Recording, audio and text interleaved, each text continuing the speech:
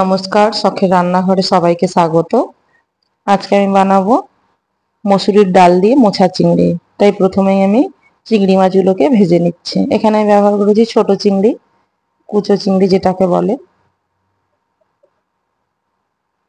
মোছা তো সবাই বেশ খেতে পছন্দ করি এবং প্রচুর আয়রন আছে, তাই শরীরের জন্য খুবই ভালো।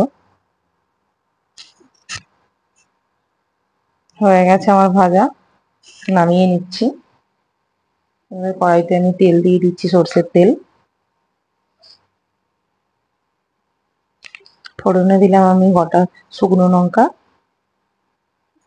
আর গোটা জিরে।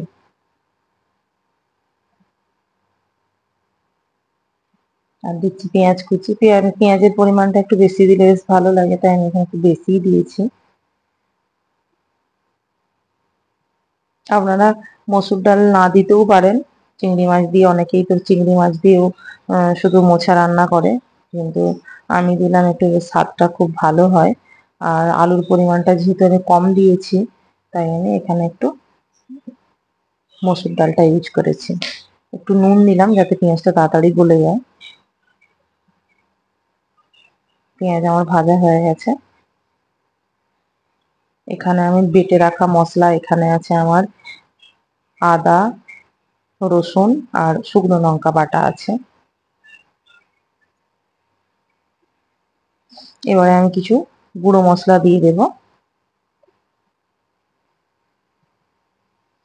হলুদ গুঁড়ো 1 চামচ দিলাম, লঙ্কার গুঁড়ো 1 চামচ, আর দিলাম জিরের গুঁড়ো 1 চামচ দিলাম, আর 1 চামচ দিলাম ধনের গুঁড়ো। এবার মশলাটাকে যত সুন্দর কষানো যাবে, টেস্টটা হবে তত সুন্দর। হ্যাঁ, তাই এখানে আমি একটু জল দিয়ে দিচ্ছি। জল দিয়ে ভালো করে মশলাটাকে আমি কষিয়ে নেব।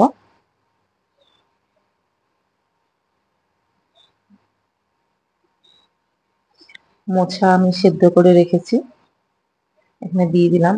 আর মোছা যখন সেদ্ধ করবেন, একটু তো কষা ভাব থাকে, তাই আপনারা সবসময় চেষ্টা করবেন তেঁতুল তেঁতুল দিয়ে তেঁতুল গোলা জল একটু দিয়ে দিবেন যখন মোছাটা সেদ্ধ করবেন। আমরা তো সবসময় মোছার জলটা ফেলে দিই, তো ওই বেশি করে একটু জল দিয়ে ওতে আপনারা তেঁতুল গোলা জল, কিংবা যদি না থাকে তেঁতুল, তাহলে আপনারা ব্যবহার করতে পারেন যে খাওয়ার যে পানের যে চুন হয় ওইটা। এখানে দিয়ে দিলাম আমার নুন, পরিমাণ মতো নুন। আর এবারে দিয়ে দেবো মসুর ডাল, আমি ভিজিয়ে রেখেছি সেই মসুর ডালটা আমি এবারে দিয়ে দিচ্ছি। আগে থেকে ভিজিয়ে রেখেছিলাম যাতে তাড়াতাড়ি করে সেদ্ধ হয়ে যায়।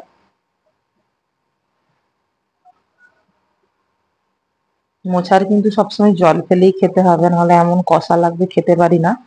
খেতে খেলে এমন বিচ্ছিরি লাগে।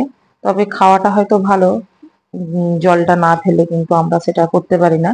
তো মোছাটা যাতে, কষা ভাবটা যাতে দূর হয়ে যায় মোছার, তার জন্য আপনারা তেঁতুলের জল কিংবা চুন দিয়ে সেদ্ধ করবেন। এখানে আমি চাপা দিয়ে দিয়েছিলাম, ঢাকাটা আমি খুলে দিয়েছি। দেখুন মসুরটা কিন্তু গলে গেছে।